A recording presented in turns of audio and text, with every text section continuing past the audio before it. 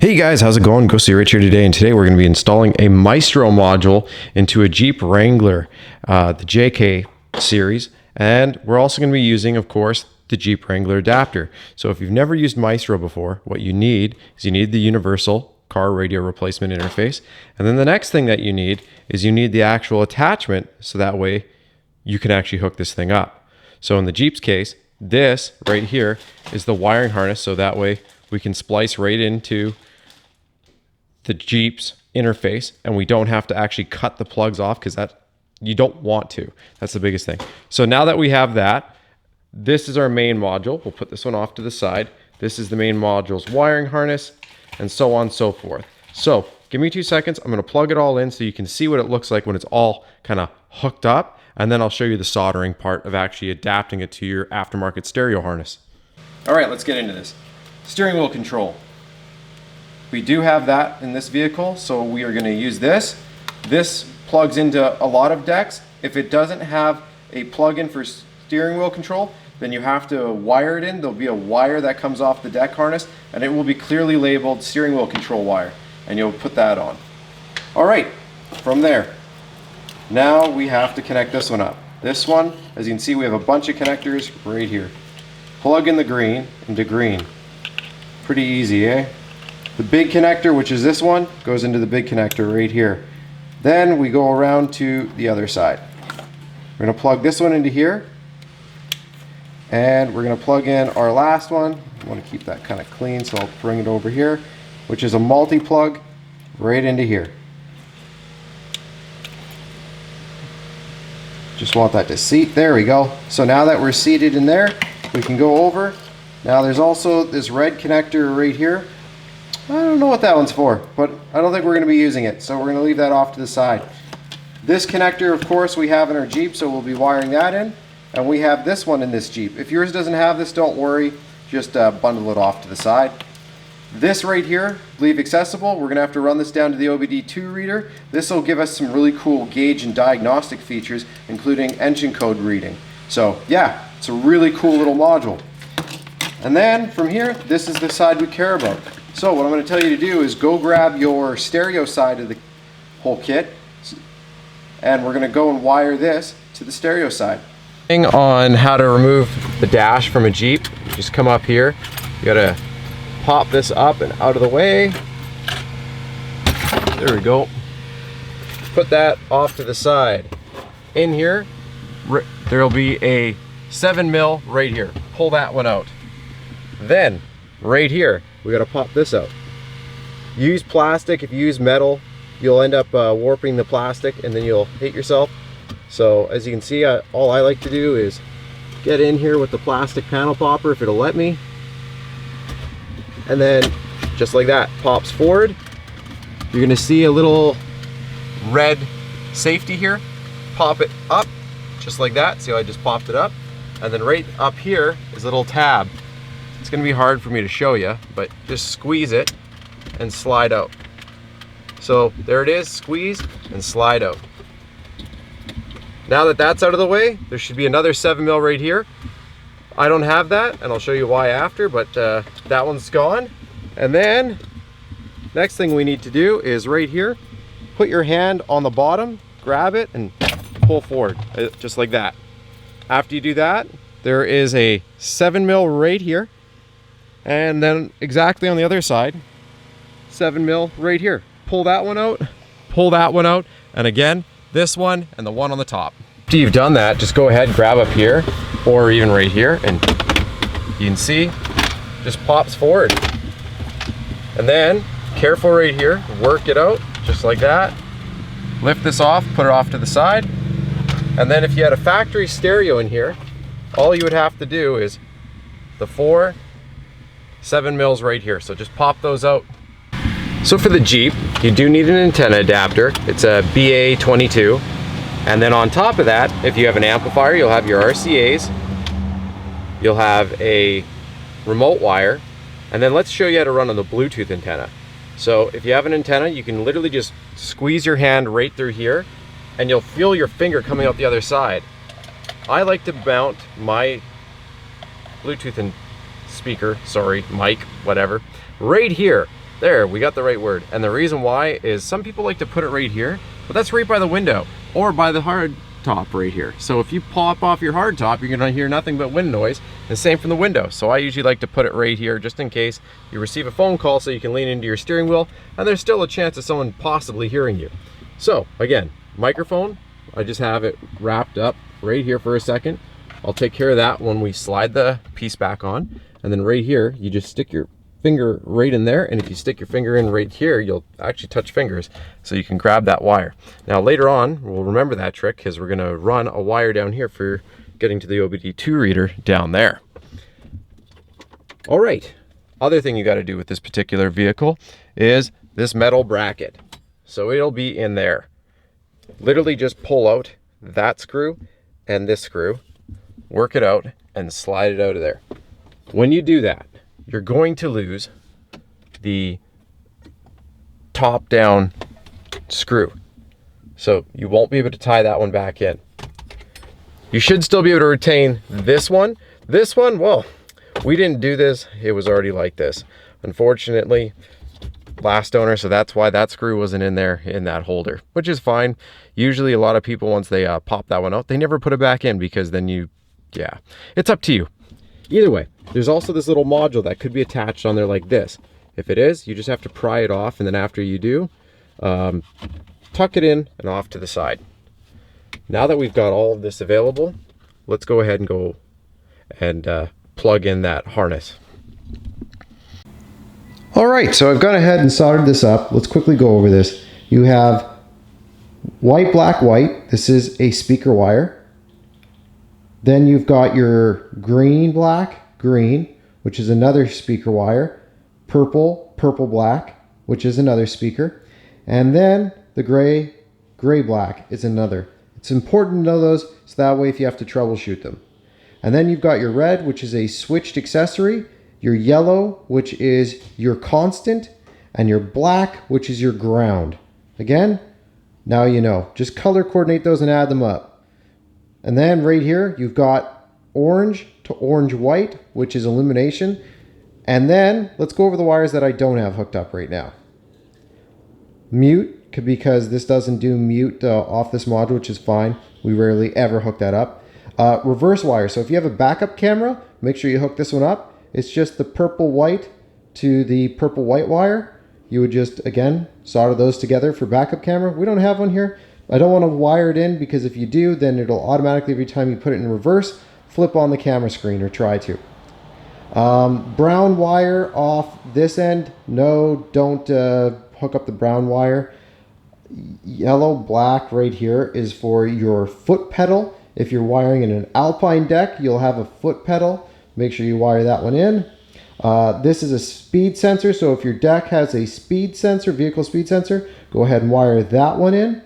And the reverse we've already gone over, and this is our amplifier. So blue, white, and blue, white go to each other if you have a factory Alpine system. I'll still be putting it in. I just haven't done this one yet because I need to actually solder this one up in the vehicle because I have an amp wiring kit in there which needs the remote wire added on. And that's it. So now that we have that, I'm just going to actually clean these up with a little bit of tape. You can use either tape or zap straps and just keep them nice and close. Again, trim off the exposed. So with these, if you remember, you pulled off those tips and there's exposed copper. I always just snip them, and then that way there's no chance of them getting nice and shorted out. Like I said, so tape up and bring it into the vehicle. Last wire to note is this one. Again, if you have a Kenwood, then, or another one like JVC or something, where it doesn't have the actual plug-in like this has for steering wheel controls, then you'll have to wire this onto that harness as well. Just remember that when you're hooking it up. And it'll be clearly labeled. It'll say steering wheel controls. So, I'm not going to use it. I'm just going to be wrapping it up and taping it right here. The reason why is because you never know what the future holds. Maybe this stereo goes and we end up putting a Kenwood or another stereo in here. So that's why it's important to never just trim them down to nothing. After that, after I tape that up, it's time to run our OBD2. So again, good thing to do is you can actually just reach over, again like we did before, reach it over here. I'm gonna just drop it into this area right here. See if I can move it. There we go. It can come down past the kick plate over to here, and there's two ways to do it. Bring it down here and just strap it under and along here, or if you want, don't think I'll do that. I think I am just going to drop it down right here, and we'll strap the extra down there after we plug it into the OBD2. So again, pull your extra wiring, drop it down there, and then reach around, grab it, and plug it in. You drop it down and into there, you should be able to grab it. There's some wiring harnesses here. Bring it over here, slide it on. Next thing to do, pull a little bit of extra, and you'll find some spots down here. Just use some zap straps and strap it up and in there. Keep it nice and out of the way. So I just quickly seated the connectors in. You can't really do it wrong because they have guides. Once you sync the two connectors here, let's go over what we all should have done. OBD2 is running. The microphone's ready to go. We have our antenna adapter, which we've plugged into this one right here. After we've done that, we've also got a USB now. To run this USB, pretty easy. If you have a rear facing USB, just tuck it into the dash until it comes down over to here, or the other way, grab your glove box, pinch this in, pinch that side, lift out, and then you can reach into here, grab it, and then drop it down and through here. The reason why we have this one sitting down and over here is for access. You can try to tuck it in and bring it around if you want, whatever way you want to do it. I just wanted it so that way it's easy access. You can swap it out in case you swap phones, or if your phone dies, you can plug in your friend's phone and you can use Android Auto and Apple CarPlay. After you're done, sink the two hooks back in for your glove box, work these two little pieces back in, flip it up. All right, so now we're ready to go. We have all the connectors here. We're going to go ahead and find a place to mount this. Now, you can go ahead and just simply tuck it in, but if you're going off-roading and stuff, just keep in mind that it could rattle and do some stuff like that. This, I wouldn't bother trying to Velcro or put it onto here with Velcro, because this will heat up. This is a vent, so what'll end up happening is if you put it on here, it'll just constantly heat up and cool down, and then this will fall down. So I usually like to stuff it and then zap strap it. So cool thing, see this little idatalink cable? I want to show you this if your stereo has it. I'm going to plug this in, bring this back in here. Might have to get a new piece of double-sided sticky, but this will at least hold it for right now. Okay, while that's in there, as you can see, we have everything plugged in. Check this out. There's actually, this deck supports idatalink cabling. So you can just plug this in right there. We'll make sure it sinks in proper. And after we sink that in, now it can connect and communicate with the idatalink with even more information. Super cool. Just something to show you there, and make sure you plug that in. So when putting this in, this is the dash kit. It's from Metra DDRX6511, or I think it's the 95 something or other there. I'd have to grab it, but yeah, this one right here, all you do is you put the screws in that come with your stereo or the dash kit, and then these will just hug. So make sure that the lip fits on top of the radio piece right here, and it's not down here, it's up here and pressing against the edge. Once you do that, let's start plugging things in. So from here, go ahead, take your main connector, plug it in. From there, you should hear that click. From here, radio can go over here. Then for me, we've got RCAs. Make sure that they go into the subwoofer area. So you'll actually see sub, but for you, if you have a subwoofer, you'll know where to connect those. Either way. Next, the steering wheel controls. You'll see one that is actually labeled steering wheel controls usually. I'm just seeing right here. So we have aux, WR. So it's going to go in WR. And then what we're going to plug in which is right here is our USB. Make sure that plugs in to the USB port. Now, if yours has multiple USBs, make sure it's plugged into the one that says Apple CarPlay, because there might be one that isn't Apple CarPlay. I know that from experience, just in case.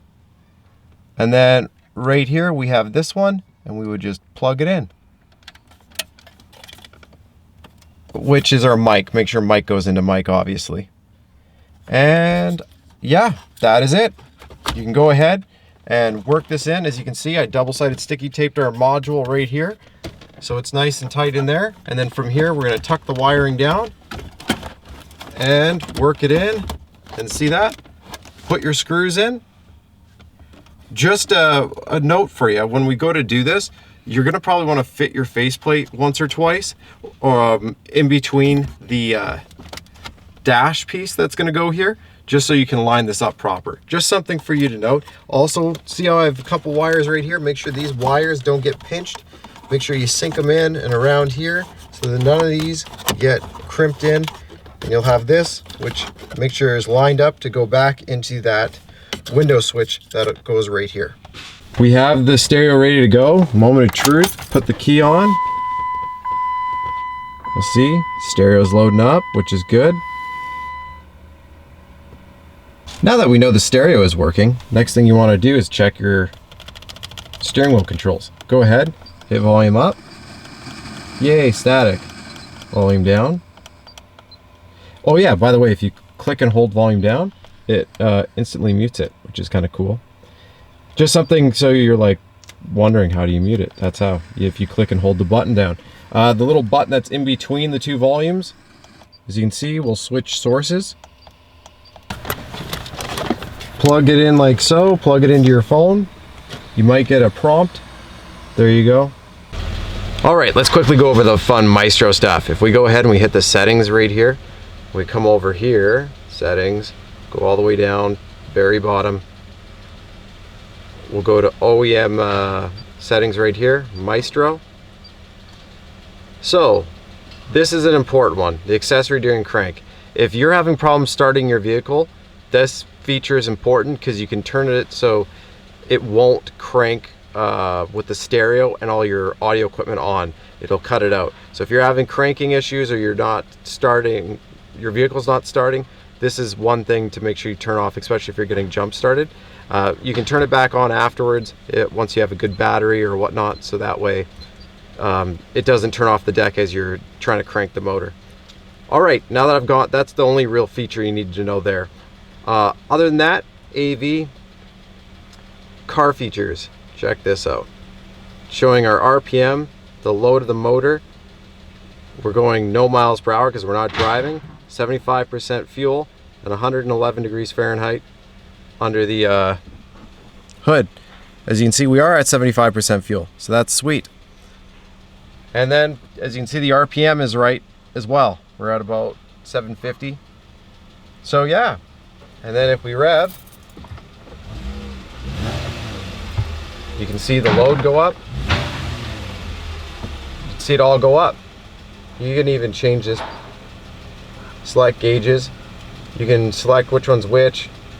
Center, throttle plate position. Like, you can literally switch them all. If you're worried about your tranny temp, maybe you're towing a trailer, go ahead and do that. Timing advance, that's one. Maybe if you're tuning your car and stuff, you'd want to see that. Throttle plate position. Again, completely up to you. Go ahead, play with these.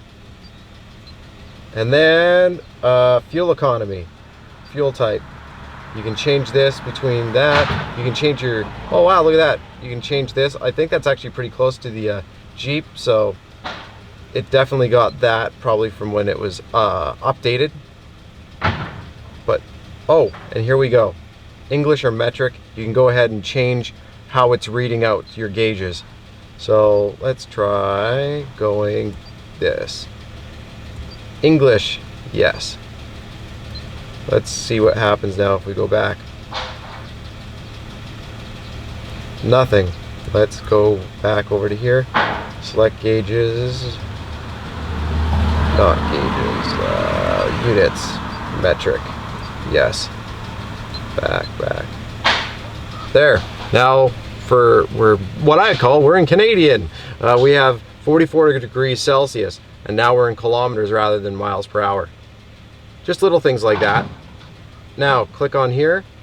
It's telling us our, right here, 13.8 volts is what our battery's at, so that's always good to note, especially if you're worried about your battery dying. You can see our PSI of our tires, so we're doing pretty good right now. We can do check and look, it found a code. To clear the DTCs, turn the ignition off. We're just gonna do that. You can actually reset that code if you want. If not, if it pops up with a code, you can go ahead and clear the codes actually through your stereo now. Last but not least, if you'd like, you can also switch your driving position left or right. Door alert. Some of these might not work if your module won't allow for these changes to be made, but you can always play with them if you'd like. Heated seats. Pretty sure that's what that is, heated seats. And then it almost looks like a parking sensor or something. I don't know, those features aren't available because it's a Jeep. Just some really cool things. That's a outlook of the Maestro. What's really cool is the price of these Maestros have come down. They're about the same price now as the pack modules. The pack modules are around, locally anyway, around 300 bucks, and this was like 360 bucks Canadian local. So either way, that's a quick look at the stereo and the Maestro module and setting everything up. Again, if you need to set your time, just click it, put in all your stuff there. Play around with it. Lots of little features. Anyways, thanks again for watching. Press the like if it helped you out. Subscribe for more. So, for putting this back together, just got to bring this past the right there, and then we're going to work our gauges back in. Perfect. Make sure everything is aiming like it should. That steps up. Perfect. Again, make sure if you want to look back in these holes just to make sure you're not pinching any wires in your vents. Make sure this is right here before we click this in. The next thing to do is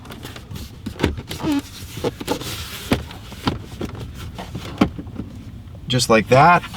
And then the other thing I'm going to do is just make sure that this is still accessible, which it is. Perfect. Perfect. Just like so. And again, this is how this one sits. Oh, let's see if I can get that. There. Perfect. Now, one thing you can do if you want to is you pull this back off, you loosen the two screws, and you can try and push this up to center it better if you'd like. Just depends on how much this is going to drive you crazy, because no matter what, you're going to have a little bit of a gap. I like to put it at the lowest setting, especially when you're in a Jeep, because when you go off-roading, what'll end up happening is if you move it up anyway, as it's bouncing around, it slowly slides back down. So it doesn't matter what you do. Anyways, once that's in, next thing to do is make sure your screw holes here line up. Again, we're just gonna make sure all, there we go. Might have to sink this in still a little bit. Either way, close enough. That's in, that's in.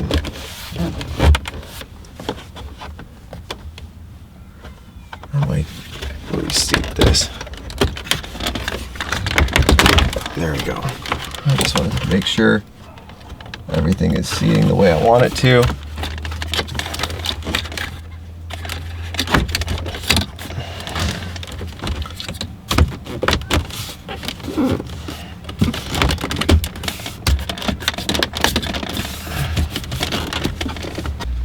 From here, you could put that screw back in if yours is still there. As I said to you, this one's no longer here for us. And then put the one screw in just down here and the one here. Make sure that it's sitting flush against the dash and there's no space. If it is, you might have to reseat it. But like I said, once this is sitting here, put that screw in, put the other screw on the other side. So we have those two. Let's put the window switch back in. So again, it's just gonna click in. After it clicks, make sure you slide that safety back down so that way it doesn't accidentally disconnect. And then we're gonna go ahead, boom, click that in. Again, since we removed that metal piece, there is no screw that goes back in there. We just put our tray back in. Once the tray's back in, take our microphone, aim it towards us, and again, I like to aim it just like that. It's completely up to you. We already have our 2 safeties down here, so we know that's good. We can go ahead, take this, make sure the 2 clips slide in just like that, just like you did with your glove box if you popped it out, and slip that in, and Bob's your uncle. That's it.